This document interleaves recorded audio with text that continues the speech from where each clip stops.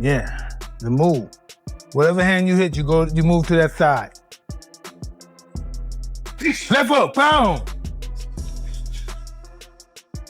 You gotta think of throwing punches. Your job is to throw punches. Dog with sheep, it will become a sheep.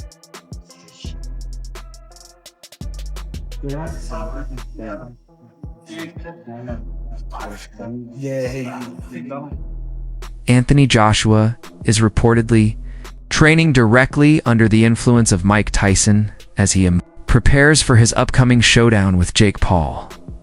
Joshua has been studying old-school techniques used by Tyson's legendary trainers, refining his speed, power, and strategic timing. His camp is fully focused on conditioning, tactical, In the gym coming forward, punching to the body with his heart. to Joshua recently revealed just how much Mike Tyson has inspired him, especially Tyson's discipline, explosiveness, and raw punching force. AJ has now added Tyson-style neck and shoulder workouts into his routine. It's designed to build stability, strength, and impact power. He says these exercises I got from Mike Tyson, a lot of wrestlers do this. Quite dangerous, actually. Physios don't like this type of stuff, but it's good for neck conditioning. It's called neck bridges. And it's flexibility and strength at the same time. So it's a really good exercise if you want. Mike Tyson himself has given Joshua valuable advice, calling him an incredible fighter. Tyson emphasized that the key to staying sharp is staying active, fighting consistently, learning constantly, and building confidence through to somebody like AJ. That he has a lot of talent and not to get discouraged. He only loses when he quits. When you quit, all the doors of opportunities close. You know what I mean? You have to be game. And then don't get discouraged if you lose. Listen, you just lost. You may have got $30 million. I just think the more time you lay off, the worse you get. You have to fight to be the best. You have to do real competition. According to Tyson, activity creates mastery. Intro 0000 for Inside Camp. Joshua is pushing harder than ever. He's adopted multiple elements of Tyson's style: explosive conditioning, neck strengthening, pressure-based drills, and raw power mechanics. His training is designed to boost resilience, punching.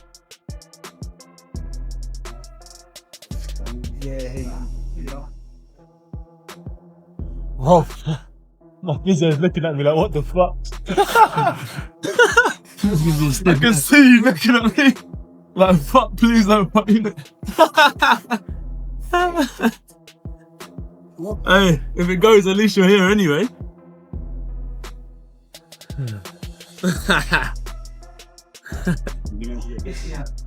You know, 43,000 tuned in.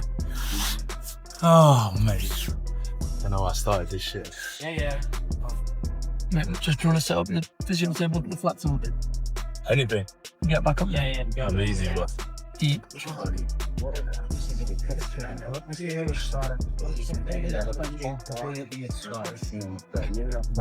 Showtime sent me a logging pic. Authority, foot speed, and endurance. Every session shows that AJ is fully committed to elevating his skill set and dominating in the ring. Intro 0000. 5. Eddie Hearn has made his stance very clear. He believes Anthony Joshua would beat Jake Paul if they fought, but he warns fans not to underestimate the matchup. Hearn reminds everyone that Joshua has beaten elite fighters like Francis Ngannou. Paul Anthony Joshua 50-50 fight. What do you make of that? Yeah, I just said in another interview, great if it is. I mean, if it is, then you've got no problem seeing it. But when AJ, I mean, decapitates a strong word, but you know, when he renders Jake Paul unconscious like he did to Francis Ngannou, don't then say, oh, well, it was Jake Paul. Do you know what I mean? I mean, when AJ beat Francis Ngannou, Ngannou just had a fight that could have gone either way with Tyson Fury. Then AJ poleaxed him and everyone just said he's just an MMA fighter. Do you know what I mean? Jake Paul's not Francis Ngannou. But, as I said before, if you want to see Jake Paul exit the boxing world, proving his wins come from skill, preparation, and discipline, not easy matchmaking. He highlights Joshua's power, technique, and strategic intelligence tools Jake Paul has never faced at this level. Intro 00006. Nigel Benn. However, raises a concern about boxing's current direction. He believes entertainment-driven crossover fights take away from Rumors around today, Anthony Joshua and Jake. No. I'm not even really entertaining that. It's just not. Being a two-time heavyweight champion of the world, it's I don't know, YouTubers. I'm not really into all them influencers coming in there, and there's like some boxers that really work their butt off, don't get paid like what these guys are getting. And Anthony Joshua being a former world champion, should be fighting like, someone in the top 5, top 10. So I ain't really got much how to talk about that. Not interested, really. Bad for boxing? Well, not bad for boxing. If people want to pay to watch it, then, who am I? I'm just giving you my opinion. Who's not worked his way through the ranks to earn that shot at the former world champion? No, not at all. Australian boxing, who are you a fan of? Obviously got good fighters out there. Joe's my type of fighter. He's very spiteful, and it's just another level, really. I don't think there's no better cruiserweight around. Real professional boxers who train their entire lives but earn far less than social media personalities. Ben argues that huge paydays for influencers undermine the sport's integrity and overshadow the fighters who have dedicated years to perfecting their craft. Intro 0007 from a financial perspective. Adola Oladipo argues the opposite. He believes Joshua would be crazy to reject a potential 100 knocks on your door and says, "Do you want to fight Jake Paul for 100 million?" You're like, you'd be stupid to say no.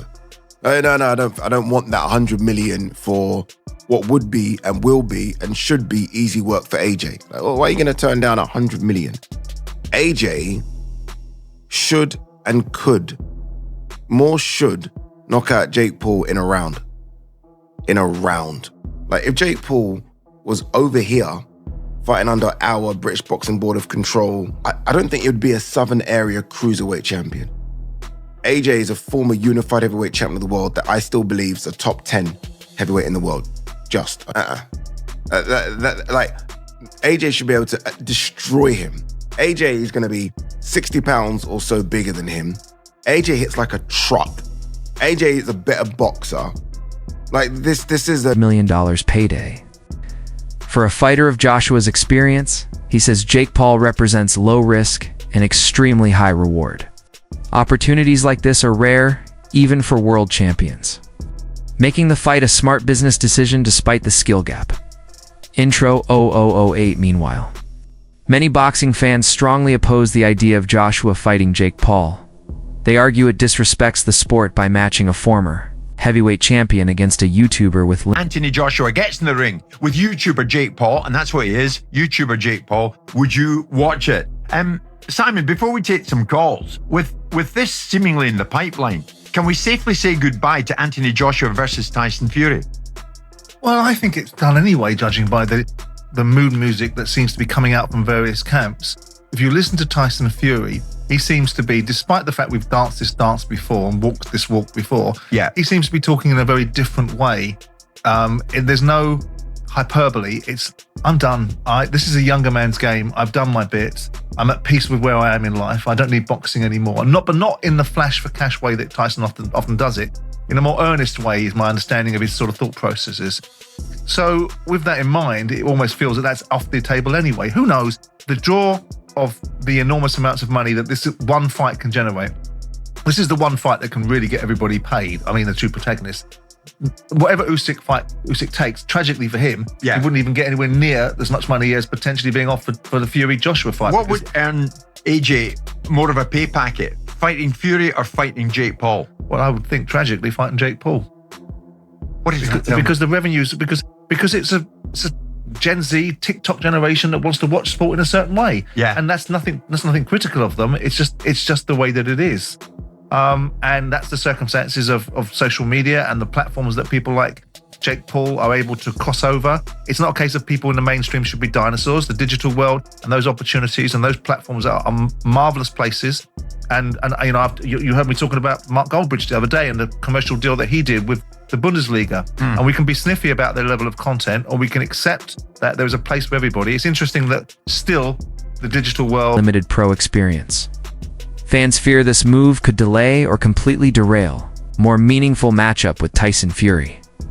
Social media is overflowing with complaints, questioning whether this choice could damage Joshua's legacy. Intro 00009 analysts, however, point out that Jake Paul has finally stepped into real competition. Unlike his previous opponents, older, retired, or unproven, Anthony Joshua